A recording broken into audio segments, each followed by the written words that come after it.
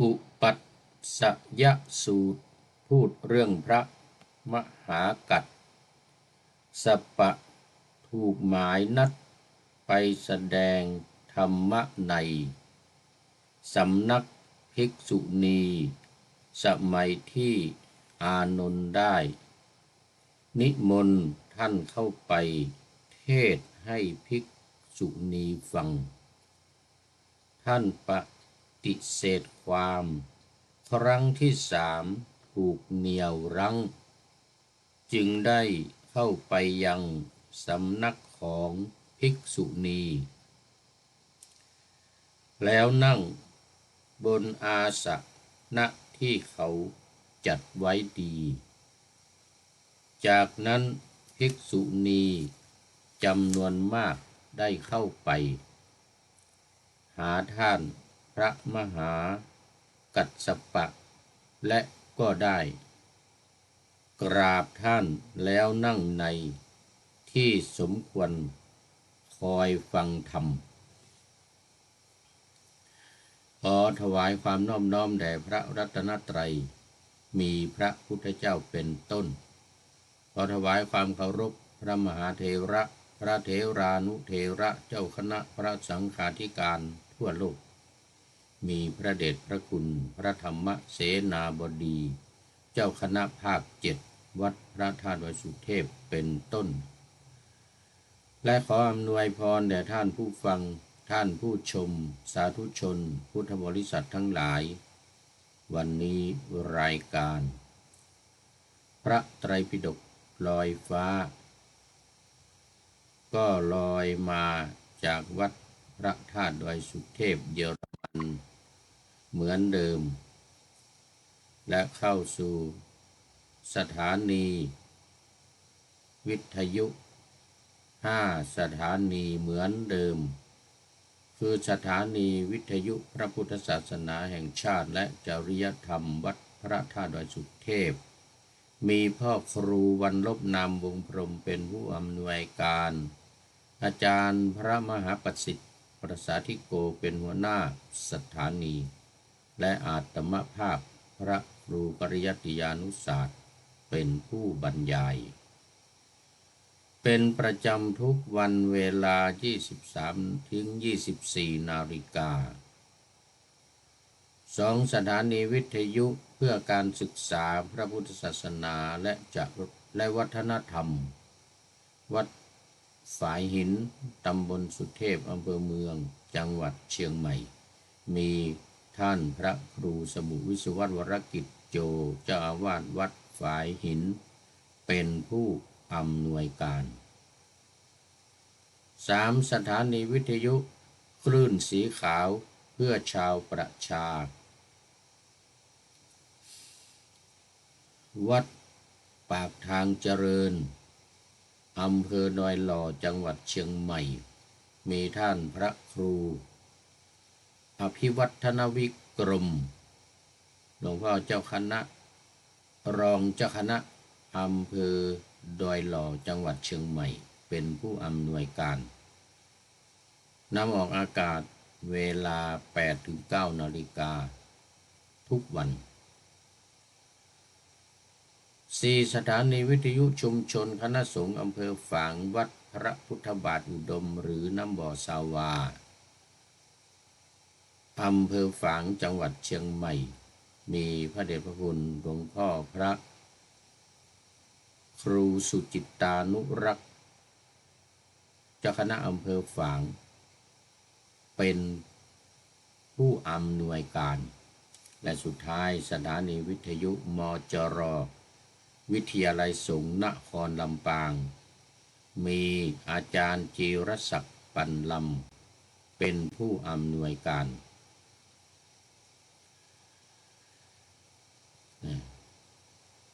เป็นประจำทุกวันเวลา 8-9 นาฬิกา3สถานี 8-9 นาฬิกาคือวัดดอยหล่อวัดพระพุทธบาทอุดมและมจร.วิทยาลัยสงฆ์นครลำปางเวลา 8-9 นาฬิกาทุกวัน แต่ว่าที่วัดฝายหิน8-9 นาฬิกาเหมือนกัน วันจันทร์ถึงวันศุกร์เว้นวันเสาร์และวันอาทิตย์ก็ขอโมทนาขอบคุณท่านผู้อำนวยการทุกๆสถานีทั้ง5 สถานีและวันนี้ก็ถ่ายทอดเสียงมาจากวัดพระธาตุดอยสุเทพเยอรมันเขตฮินชินบากเมืองซีเกนประเทศเยอรมนีครับตอนนี้ก็ขอประชาสัมพันธ์เกี่ยวกับงานเล็กๆน้อยๆของวัดพระธาตุดอยสุเทพจังหวัดเชียงใหม่ก่อนคือในวันที่1 พฤษภาคมคือวันพรุ่งนี้นะ1 พฤษภาคมก็เป็นวันที่ทางวัดจะได้จัดพิธีต้อนรับ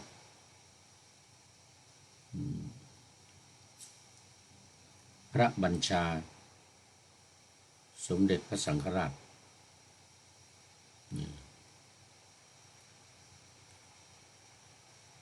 ที่วัดพระสิงห์วรมหาวิหารก็จึงมีพระเดชพระคุณท่านเจ้าคุณพระเทพสิงหวราจารย์เป็นเจ้าอาวาสเป็นรองเจ้าคณะจังหวัดเชียงใหม่เป็นเจ้าของสถานที่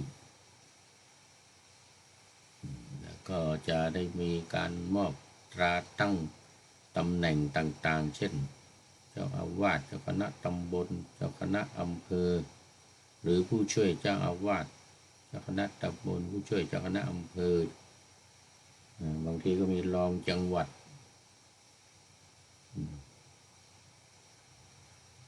แล้วก็ตำแหน่งอื่นๆอีกในโอกาสนี้ก็ขอถวายมุทิตาสักการะพระเดชพระคุณหลวงพ่อพระธรรมเสนาบดีในวโรกาสที่ได้รับพระบัญชาของสมเด็จพระสังฆราชแต่งตั้งเป็นเจ้าคณะภาค7ในวันนี้ด้วยคราวนี้ก็มาในวัดพระธาตุดอยสุเทพเยอรมันบ้างในวันที่25 พฤษภาคมนี้ที่จะถึงนี้ก็จะเป็นวันจัดงานฉลองวัดครบ11 ปีที่วัดพระธาตุดอยสุเทพเยอรมนีแห่งนี้ซึ่งก็จะมีกิจกรรมต่างๆเช่นการบวงสรวงแล้วก็มีปีนี้นี่เห็นว่าจะมีดนตรีมาแสดงด้วยอันนี้ก็โยมออฟแอปรายงานมาแล้วก็การส่งน้ำพระธาตุ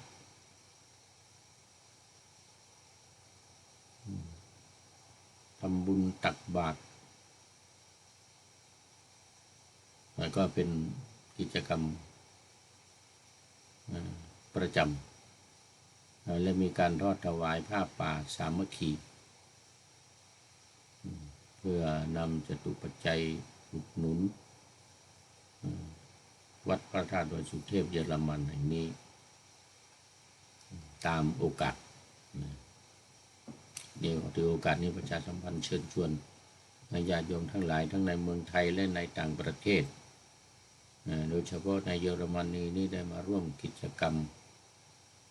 การฉลองวัดครบ11 ปีแล้วก็ที่เชียงใหม่ด้วยวัดพระธาตุดอยสุเทพเชียงใหม่ขอเชิญชวนมาร่วมกันในวันที่30โอ้วันนี้วันที่30ก็เป็นวันที่ว่าเจ้าศรีวิชัยเปิดถนนขึ้นดอยสุเทพเป็นครั้งแรกจะได้มีขบวนแห่รูปปั้นของครูบาเจ้าศรีวิชัยวางไว้บนหลังช้างแห่ขึ้นจากลานครูบาศรีวิชัยวัดศรีโสดาขึ้นไปมันวัดท่าดอยสุเทพก็จะมีขบวนต่างๆยาวเหยียดเลยทีเดียวตอนเช้ารู้สึกว่าจะเป็น7 นาฬิกาหรือ8 นาฬิกาเนี่ยเวลายังไม่ได้ดูตารางเวลาFC ตัวจริงยังไม่ได้ส่งเข้ามา เรื่องตารางเวลาด้วยกำหนดการที่ชัดเจนแต่ที่แน่นอนก็จะมีการเจริญพระพุทธมนต์ที่หน้าบันไดนาคใต้ฐานครูบาเจ้าศรีวิชัยฐานรูปครูบาศรีวิชัยแล้วก็วันที่1ก็เชิญชวนมาร่วมงานการต้อนรับพระบัญชาสมเด็จพระสังฆราชแต่งตั้งพระเดชพระคุณหลวงพ่อพระธรรมเสนาบดีเป็นเจ้าคณะภาค7ณวัดพระสิงห์วรมหาวิหารเวลาบ่าย2 โมงหลังจากนั้นก็จะมีขบวนแห่จากวัดพระสิงห์ขึ้นบนดอยสุเทพตอนเย็นก็จะมีการต้อนรับบนวัดพระธาตุดอยสุเทพอีกทีหนึ่งมีการเจริญพระพุทธมนต์ชัยมงคลคาถา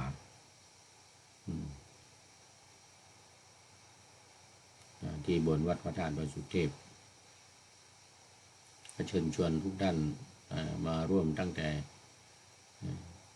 วัดพระสิงห์วรมหาวิหารอำเภอเมืองเชียงใหม่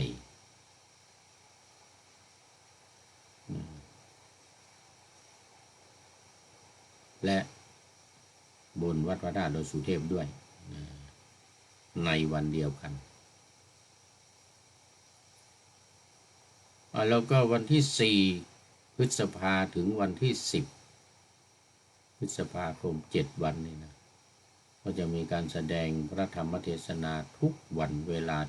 19 นาฬิกาเป็นต้นไปทุกวันโดยพระธรรมกถึกในจังหวัดเชียงใหม่เนี่ยถ้าผู้พูดอยู่ที่วัดพระธาตุดอยสุเทพก็จะเป็นหนึ่งในการแสดงพระธรรมเทศนาเนื่องในวันวิสาขบูชาแล้วหลังจากวันวิสาขบูชาคือวันที่11แล้วไปเนี่ยรู้สึกว่าจะเริ่มตั้งแต่11เนี่ยนะตอนเย็นตอนกลางคืน1 ทุ่มนี่ก็มีการแสดงธรรมอีก7 วันก็นับไปที่15แรม15 ค่ำ11 12 13 14 15 16 17 18ถึงวันที่18เนี่ยคือเนื่องในเทศกาลอัฐมีบูชาคือการโปรงพระบรมศพนะชาปนกิจพระราชทานเพลิงพระราชทานเพลิงวันที่แรม8 ค่ำแรม8 ค่ำก็ตกวันที่อะไร12 13 14 15 17วันที่17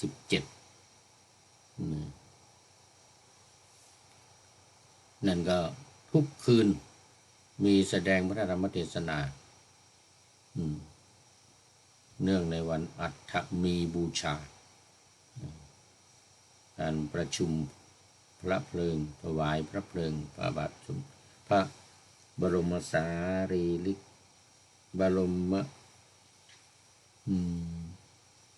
รมศพของสมเด็จพระบรมศาสดาสัมมาสัมพุทธเจ้า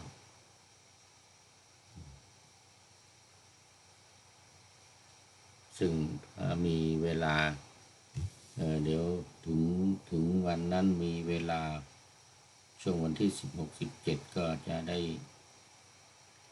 พูดถึงเรื่องของเหตุการณ์วันอัฐมีบูชาซึ่งมีเหตุการณ์ที่มากมายเหมือนกันไม่แพ้กับวัน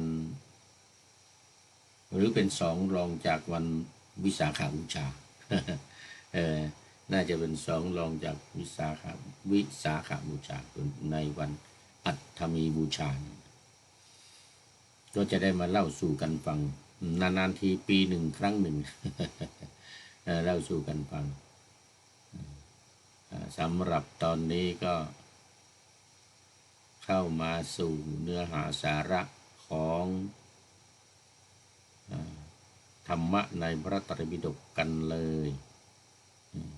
FC ทั้งหลายก็หลับกันไปหมดแล้วในเมืองไทยตอนนี้ตี 2:49 นาทีที่นี่ก็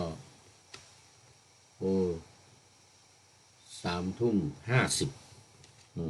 3:50FC ทั้งหลายก็คงไม่มีเข้ามาแล้วว่าคนเดียว อยู่คนเดียวให้ผีหลอก อยู่คนเดียวให้ผีหลอกไปก่อน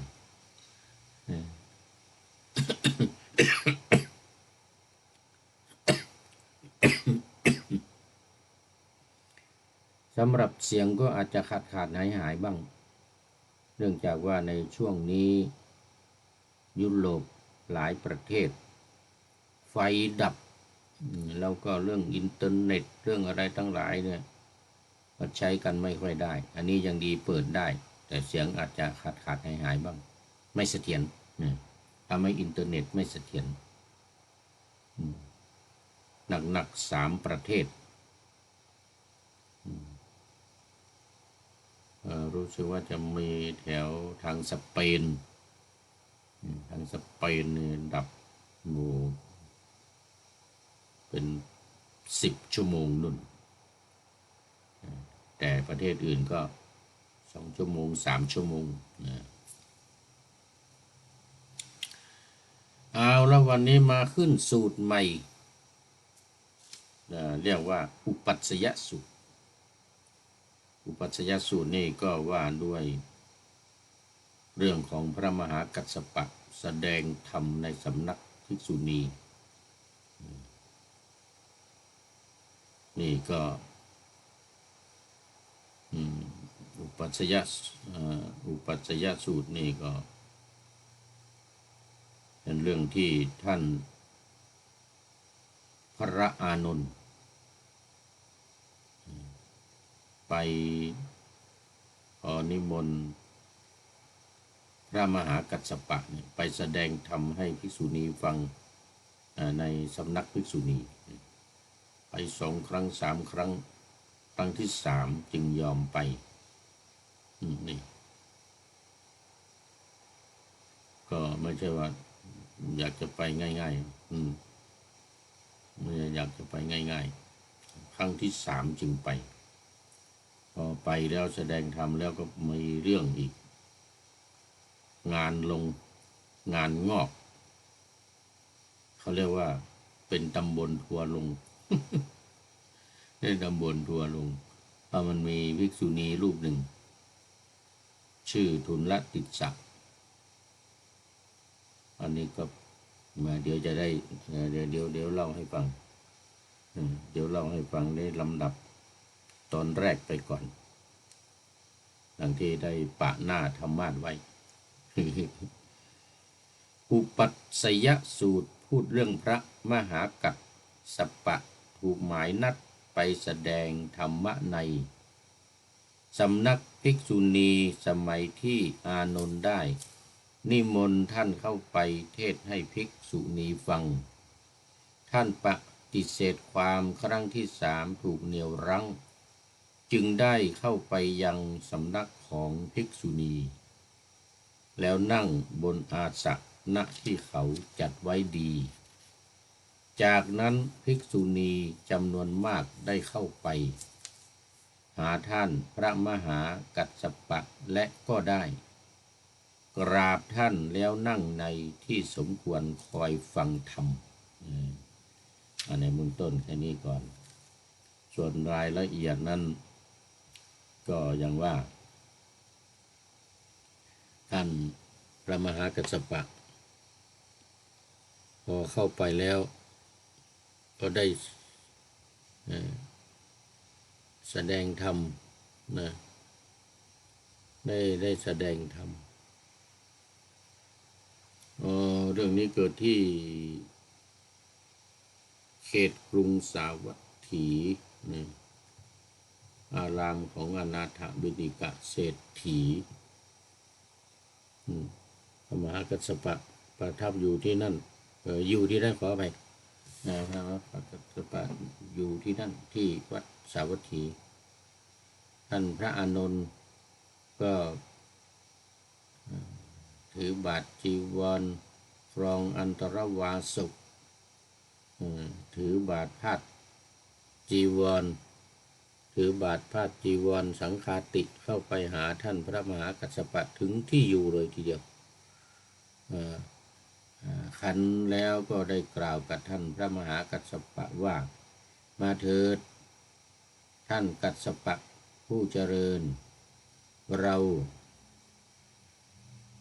จักไปยังสำนักของภิกษุณีแห่งหนึ่งท่านพระมหากัสสปะก็กล่าวว่าในครั้งแรกนะไปเถิดท่านอานนท์ท่านเป็นผู้มีกิจมากมีงานที่ต้องทำมากในครั้งที่สองท่านพระอานนท์ก็ได้เข้าไปก็ได้กล่าวอีกได้กล่าวว่ามาเถิดท่านกัสสปะผู้เจริญเราจะไปยังสำนักของภิกษุณีแห่งหนึ่งท่านพระมหากัสสปะก็กล่าวเหมือนเดิมคือไปเถิดท่านเป็นผู้มีกิจมากมีธุระมากในครั้งที่สามก็เหมือนกันท่านพระอานนท์ก็เข้าไปกล่าวเหมือนเดียวกันคราวนี้ท่านพระมหากัสสปะก็เมื่อถูกรบเร้าดูเหมือนจะรู้ว่าจะมีอะไรเกิดขึ้น ก็ไปก็มีท่านพระกัสสปะเป็นปัจฉาสมณะครั้นเข้าไปถึงแล้วก็นั่งบนอาสนะที่เขาจัดไว้ลำดับนั้นภิกษุณีจำนวนมากก็เข้าไปกราบท่านพระมหากัสสปะถึงที่นั่งแล้วก็นั่งอยู่ที่สมควรท่านมหากัสสปะก็แสดงธรรมให้แก่ภิกษุณีเหล่านั้นให้เข้าใจชัดชวนใจให้อยากรับเอาไปปฏิบัติอันนี้2 ข้อข้อที่3เร้าใจข้อที่4 แล้วใจให้อาหารกระแล้วกระล่าข้อที่ห้าปลอบชโลมใจให้สดชื่นร่าเริงชโลมใจให้สดชื่นร่าเริงครั้งนั้นภิกษุณีเสร็จเสร็จธรรมกถาเรียบร้อยแล้วก็ลุกจากอาสนะลุกอาสนะแล้วครั้งนั้นภิกษุณีชื่อทุนรติสาไม่พอใจโอ้ภิกษุณีนี่ไม่พอใจจึงเปล่งวาจาแสดงความไม่พอใจงูละทีนี้ไม่ความไม่พอใจท่านพระมหากัสสปะก็ดูจะรู้มาก่อนแล้วยังได้ผัดเพี้ยนผ่อนผันท่านพระอานนท์ถึง3 ครั้ง2 ครั้งผ่อนผัน2 ครั้งพระอานนท์ก็ไม่เข้าใจเพราะว่าท่านพระอานนท์ยังไม่มีหูทิพตาทิพเหมือนท่านพระมหากัสสปะยังเป็นพระโสดาบันอยู่ท่านพระอานนท์นี่เป็นโสดาบันนะเป็นโสดาบันยังไม่ได้บรรลุธรรมขั้นอรหันต์เป็นแค่โสดาบันท่านห้าม2 ครั้งแล้วก็ไม่ยอมซีซัวเขาเรียกว่าเซาซีไม่ใช่ซีซัวเซาซีเซาซีอยู่อย่างนั้นแหละครั้งที่3นี่ก็ไปก็ไปท่านพระมหากัสสปะก็ถือบาตรธาตุจีวรและสังฆาติเข้าไปในสำนักแห่งภิกษุณีแห่งหนึ่งโดยมีท่านพระมหากัสสปะพระอานนท์เป็นปัจฉาสมณะติดตามไปผู้ติดตามอานนท์เป็นผู้ติดตามไปอันนี้ก็นางภิกษุณีที่ไม่พอใจก็ว่าขึ้นมาตรงๆเลยวาจาต่อหน้าพระอานนท์ผู้เป็นเจ้าผู้เป็นมุนีผู้เป็นเจ้าผู้เป็นมุนีผู้ปราดเปรื่องนะเดี๋ยวก่อน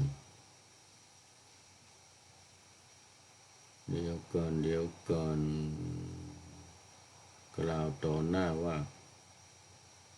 กล่าวต่อหน้าพระอานนท์เนี่ยต่อหน้าพระอานนท์ต่อหน้าพระมหากัสสปะนี่แหละว่าผู้เป็นมุนีจอมปราดพระมหากัสสปะมาแสดงธรรมบนธรรมาสน์ต่อหน้าพระอานนท์ผู้เป็นปราชญ์เปรียบเหมือนพ่อค้าเข็มสำคัญว่าควรขาย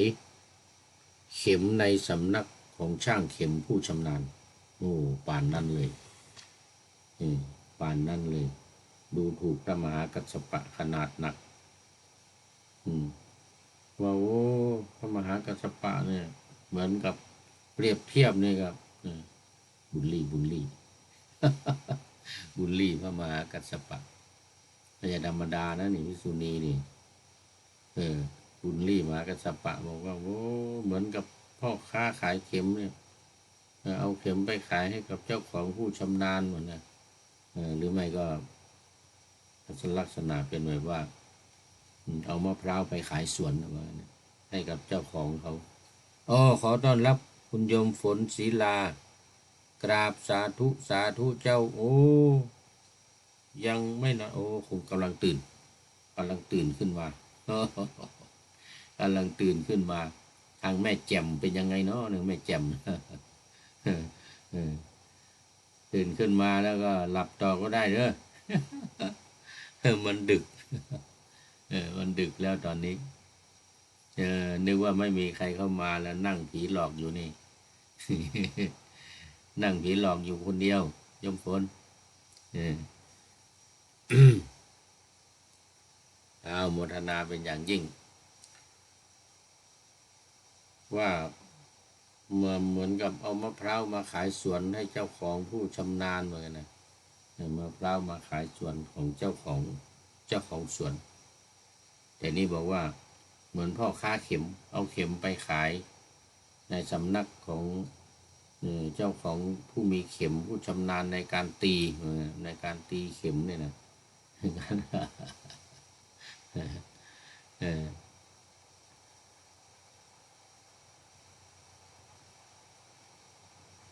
ในสำนักของผู้เจ้าของเข็มผู้ชำนาญชั้นใดอย่างนั้นนะพระคุณเจ้าพระมหากัสสปะก็ย่อมสำคัญทำที่ตนควรกล่าวต่อหน้าพระอานนท์ผู้เป็นมุนีที่ฉลาดปราดเปรื่องฉันนั้นเหมือนกันเลยนะโอ้ไปเปรียบเทียบให้บุญรีพระมหากัสสปะว่าต่ำต้อยด้อยค่าเสียเหลือเกินโยมฝนไปดูถูกพระมหากัสสปะว่าแสดงธรรมเนี่ยเหมือนกับว่าพ่อค้าเข็มเอาเข็มไปขายให้กับ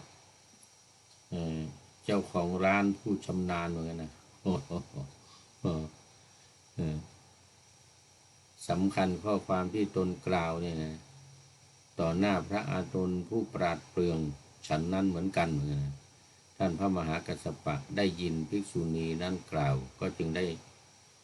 ด้พูดกับท่านพระอานนท์ว่าท่านอานนท์เนี่ยเราเป็นพ่อค้าเข็มท่านเป็นช่างเข็มโอ้ช่างเข็มที่ชำนาญหรือเราเป็นช่างเข็มท่านเป็นพ่อค้าเข็มท่านพระมหากัสสปะแล้วก็รู้นั่นแหละแต่ก็ถามต่อหน้าของภิกษุณีคือจะให้รู้ว่าใครเหมือนพ่อค้าเข็มใครเหมือนกับช่างทำเข็มที่ชำนาญภิกษุณีติดสะเนี่ยนะอะไรติดสะเมื่อทุนละติดสะก็ได้กล่าวขึ้นว่าหยุดเถิดท่านอานนท์เดี๋ยว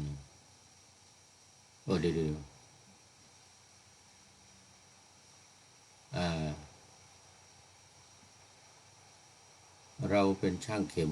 หรือท่านเป็นเข็มขอประทานโทษท่านกัสสปะผู้เจริญเหมือนกันนะพระอานนท์ก็กล่าวกับท่านพระมหากัสสปะว่า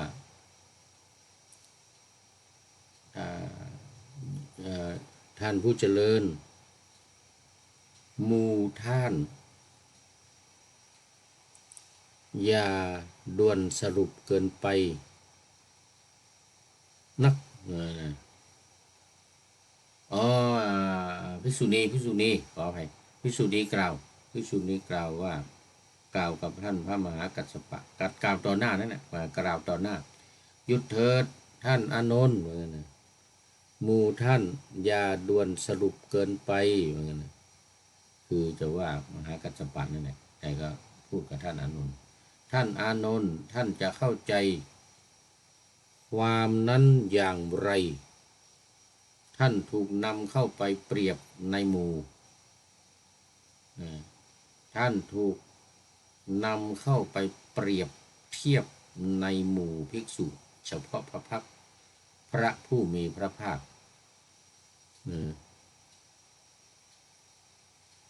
บ้างหรือ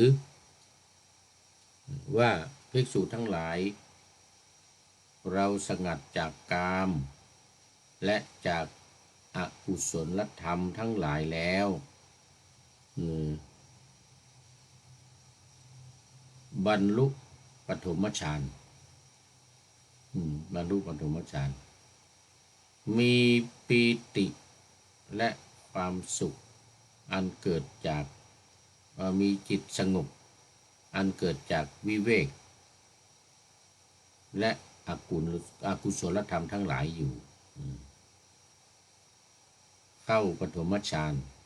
มีที่มีวิตกวิจารปีติและสุขนะอันเกิดจากวิเวกอยู่ได้ทราบเท่าที่เธอต้องการมีปีติมีความสุขเกิดจากวิเวกอยู่ในนั่นเท่าที่ต้องการท่านพระอานนท์กล่าวว่ามิใช่อย่างนั้นขอรับนะมิใช่อย่างนั้นขอรับ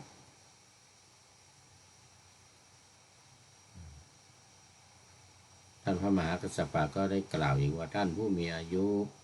ผมเองถูกนำเข้าไปเปรียบเทียบกับสงฆ์หมู่ใหญ่เฉพาะพระพักตร์พระผู้มีพระภาคพระผู้มีพระ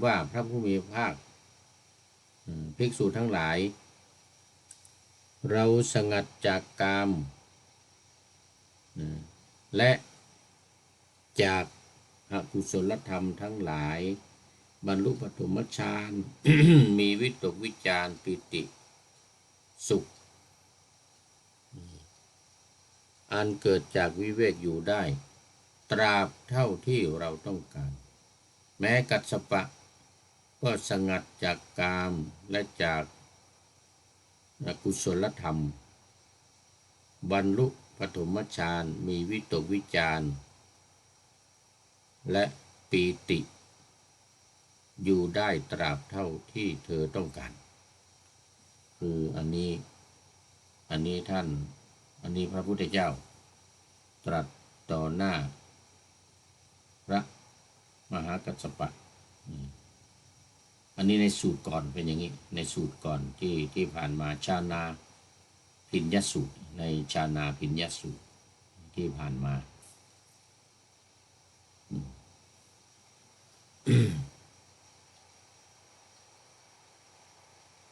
ท่านจะหมายถึงอนุ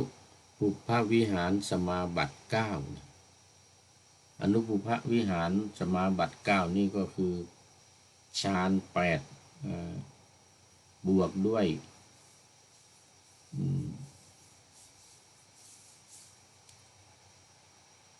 สัญญาเวทยิตานิโรธ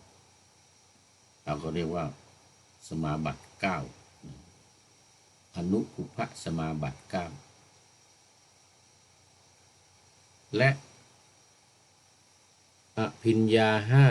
5มีข้อความที่ละไว้แล้วอภิญญา5ก็อยู่ในชานาภิญญสูตรเหมือนกัน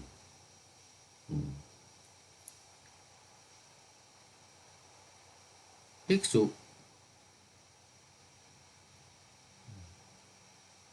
ทั้งหลายเราทำให้แจ้ง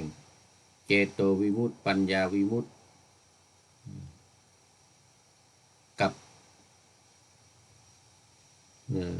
กับวิมุตติอันหาอาสวะมิได้เพราะอาสวะทั้งหลายสิ้นไปด้วยปัญญาอันยิ่งเข้าถึงอยู่ในปัจจุบันแม้กัสสปะก็เข้าถึงเจโตวิมุตติปัญญาวิมุตติอันหาอาสวะมิได้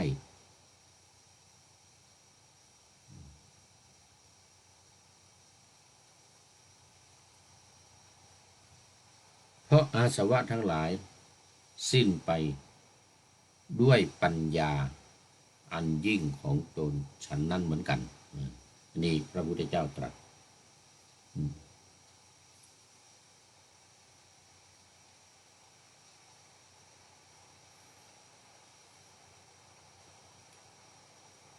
ท่านพระอานนท์ก็กล่าวตอบว่าไม่ใช่อย่างนั้นขอรับไม่ใช่อย่างนั้นไม่ถึงคือ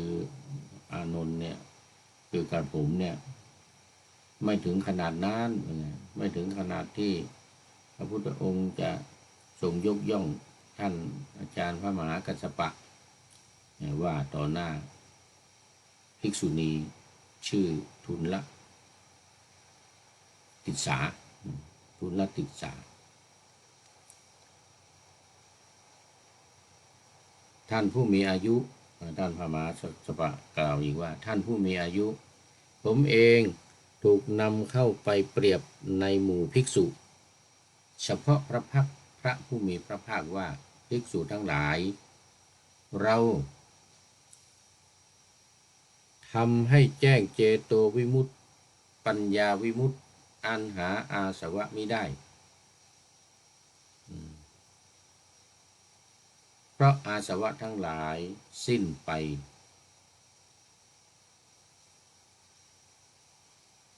ด้วยปัญญาอันยิ่งเองเข้าถึงอยู่ในปัจจุบันแม้กัสสปะก็ทำให้แจ้งเจโตวิมุตติปัญญาวิมุตติอันหาอาสวะมิได้เพราะอาสวะทั้งหลายสิ้นไปอาสวะทั้งหลายนี้ก็จะหมายถึงสังโยชน์10 ประการแล้วก็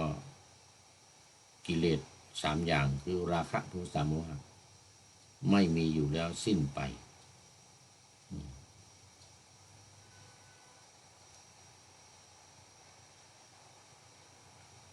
ด้วยปัญญาอันยิ่งเองเข้าถึงอยู่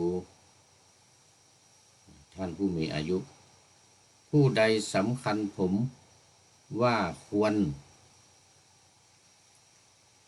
ปกปิดได้ด้วยปัญญาผู้นั้นก็ควรสำคัญช้าง7 ศอกหรือ7 ศอกครึ่งว่าจะพึงปกปิดได้ด้วยใบตาลคือหมายถึงว่าถ้าคนอื่นจะมาปกปิดในความรู้ในปัญญาในการบรรลุธรรมในความสิ้นอาสวะทั้งหลายเนี่ยเหมือนเราเนี่ยไม่มีจะเอาใครมาบังจะเอาใครมาเปรียบเทียบมาบังนี่ไม่มีพระอานนท์จะเปรียบเทียบนี้ไม่สามารถจะเปรียบเทียบได้เหมือนบุคคลสำคัญช้าง6 ศอกหรือ7 ศอก7 ศอกหรือ7 ศอกครึ่งแล้วก็บังด้วยใบตาลจะให้มิดปิดช้างสูง7 ศอกครึ่งเนี่ยมิดมันเป็นไปไม่ได้เหมือนกันเป็นไปไม่ได้ที่จะปิดจะปกปิดพระเถระพระมหากัสสปะเนี่ยได้หรือจะเหนือกว่าหรือจะดีกว่าจะยิ่งกว่าเนี่ยจะเหนือกว่าจะดีกว่าจะยิ่งกว่าเนี่ยไม่ได้ไม่มีใครอีกแล้วพูดให้ภิกษุณี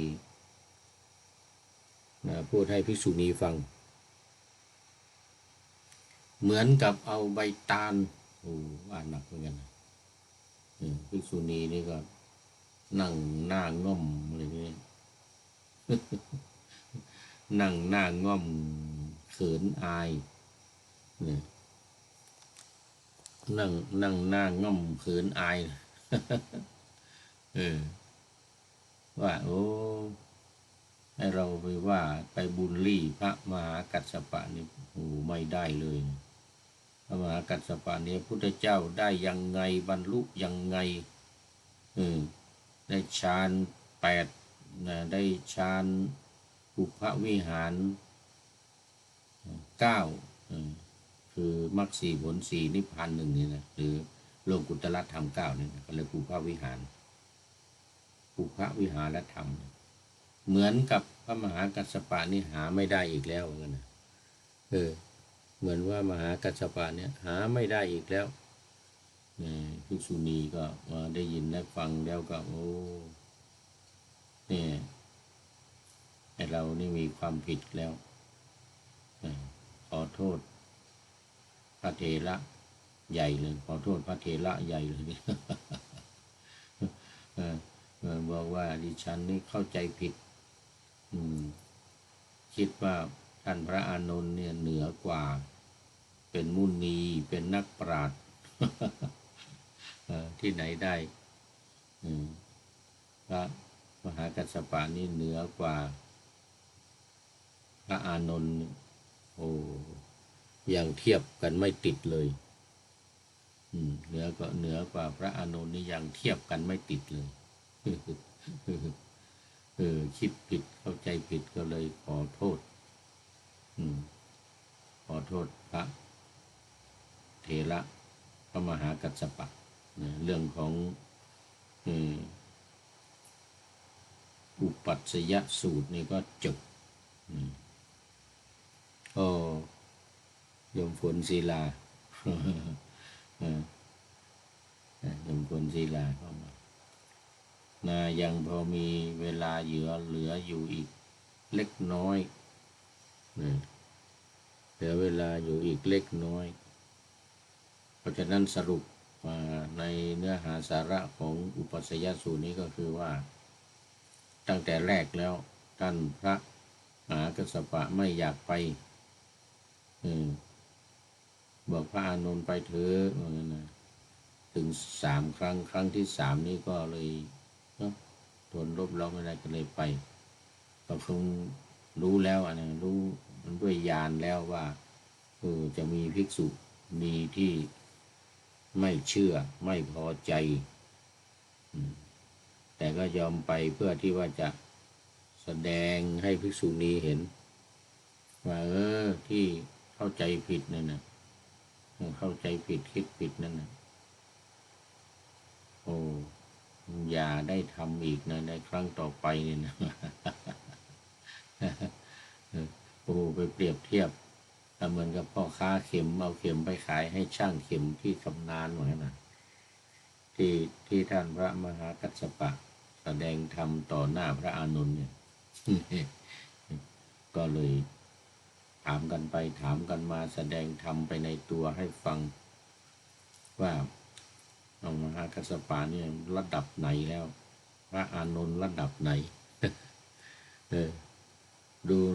หน้าตาท่าทางรูปร่างแล้วก็คงจะสู้อานนท์ไม่ได้นะอานนท์รูปหล่อพระมหากัสสปะไม่หล่อแล้วก็อายุมากอายุพรรษามากแก่ด้วยแก่กว่าด้วยดังนั้นก็เป็นคติว่าอย่าได้ไปดูถูกดูหมิ่นบุลลี่คนอื่นโดยไม่รู้ข้อมูลที่แท้จริงตัวเองก็ยังไม่ได้บรรลุยังไม่รู้จริงจะไปเที่ยวบุลลี่คนอื่นไม่ได้ เพราะนั้นก็ต้องมีสติมีสตังค์เอาไว้กับเนื้อกับตัวคอยเตือนตัวเองจงเตือนตนของตนให้พ้นผิดตนเตือนจิตตนได้ใครจะเหมือนตนไม่เตือนตนแล้วใครจะเตือนตนแชร์เชือนใครจะเตือนให้ป่วยการนี่ก็เป็นคติธรรมประจำของพระสูตรวันนี้ซึ่งเป็นสูตรที่สำคัญในเรื่องการมองคนอย่าเที่ยวมองโดยผิวเผินมองข้างนอกมองที่สีผิวหรือมองที่ความหล่อรูปร่างหน้าตาท่าทางนี่ไม่สำคัญแต่สำคัญอยู่ที่ว่าเขามีความรู้มีความสามารถมีความฉลาดจบชั้นสูงหมายถึงว่าการปฏิบัติธรรมได้คุณธรรมชั้นสูงเป็นอรหันต์เนี่ยนะเหมือนท่านพระมหากัสสปะเนี่ยอันนี้มาโดนภิกษุณีนะพระมหากัสสปะก็เคยกราบทูลพระพุทธองค์ว่าภิกษุทั้งหลายเนี่ยภิกษุเหล่านี้เนี่ยว่ายากสอนยากพูดยากนะไม่เชื่อไม่ฟังง่ายๆนี่เท ที่ไม่ที่ผัดเพี้ยนถึง2-3 ครั้งเนี่ยก็คงเป็นเพราะว่าเหตุนี้เหมือนกันเพราะว่าในกัสสปะสังยุตเนี่ยจะเกี่ยวข้องกับท่านพระมหากัสสปะไม่ว่าจะเป็นเรื่องคุณธรรมไม่ว่าจะเป็นเรื่องการถือธุดงค์เนี่ยการอยู่ป่าถือธุดงค์เนี่ยต้องยกให้ท่านพระมหากัสสปะดูได้จะไม่มีสง่าราศีอะไรนุ่งห่มผ้าก็นุ่งห่มผ้าบางสุกุลจีวรผ้าเปื้อนฝุ่นไม่ค่อยดูจะไม่ค่อยมีศักดิ์ศรีอะไรอย่างว่าแต่ถ้าเป็นผู้ที่เขาเคารพนับถือการนุ่งผ้าแบบเศร้าหมองการนุ่งผ้าแบบนี่นะก็ผมจะชอบท่านพระมหากัสสปะนะคือนุ่งผ้าเศร้าหมองสีไม่ฉูดฉาดสีไม่ฉูดฉาด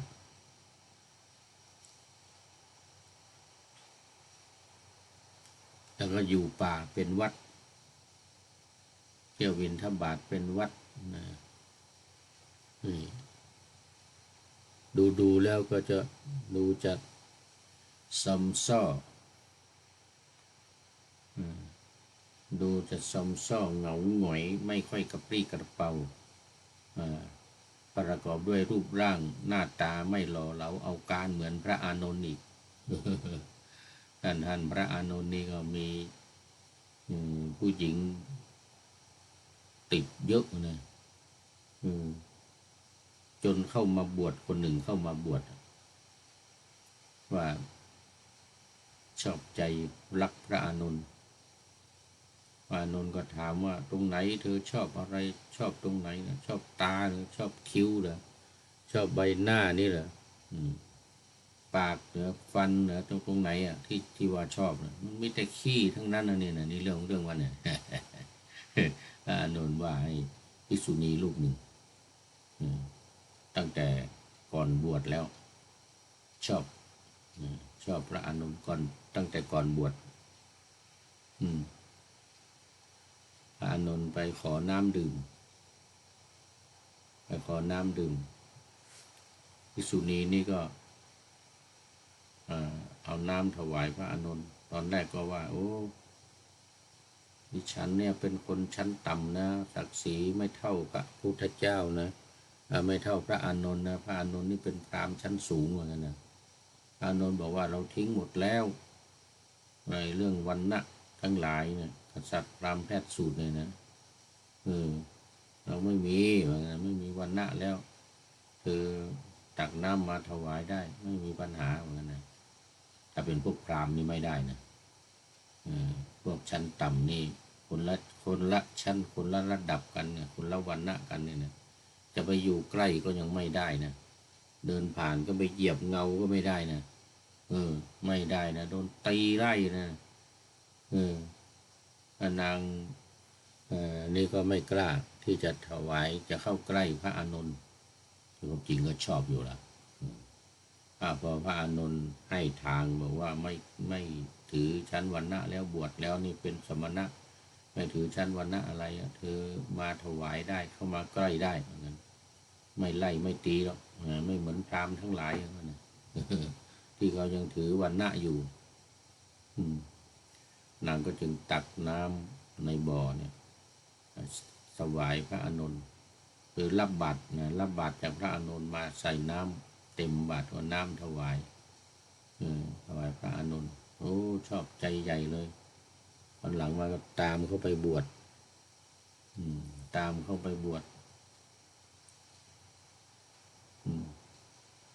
มีโอกาสก็คุยถามพระอานนท์ชวนพระอานนท์ศึก ชวนพระอานนท์ศึกแต่ว่าพระอานนท์เป็นโสดาบันเป็นพระโสดาบันเนี่ยดีนะไม่ได้โสดาบันนี่ศึกไปแล้วนะ ศึกตามอันนี้ไปแล้วเพราะฉะนั้นก็ เป็นคติเตือนใจเป็นคติเตือนใจเราทั้งหลายท่านทั้งหลายอย่าได้มองคนในแง่ร้ายในมองต่ำหรือดูถูกดูหมิ่นเหยียดหยามประณามค่าไปลดค่าเอาโดยมันไม่รู้ความจริงเนี่ยไม่ได้เลยเนี่ยเหมือนกับภิกษุณีทุนละติสานี่เป็นตัวอย่างก็เลยถูกท่านพระมหากัสสปะสนทนากับท่านพระอานนท์เรื่องคุณสมบัติของพระมหากัสสปะกับพระอานนท์ที่เปรียบเทียบกันแล้วเนี่ยเทียบกันไม่ได้เลยนี่นะ เอาแล้ววันนี้หมดเวลาก็โยมฝนศรีลาก็เป็นท่านสุดท้ายเข้ามาในรายการวันนี้เข้าสู่เส้นชัยของรายการขอโมทนาขอบคุณเป็นอย่างยิ่งขอนำพระไตรปิฎกลอยฟ้าไปจากผู้ฟังทั้งหลายในโลกล่าวันต่อไปจะได้จรย้อนกลับมาสู่สถานีใหม่ให้ท่านฟัง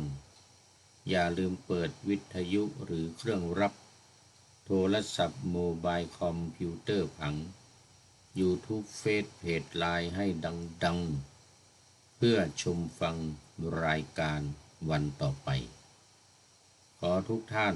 มีความสุขทุกคืนวันนำธรรมะประกอบการงานทั้งหลายเช่นขยัน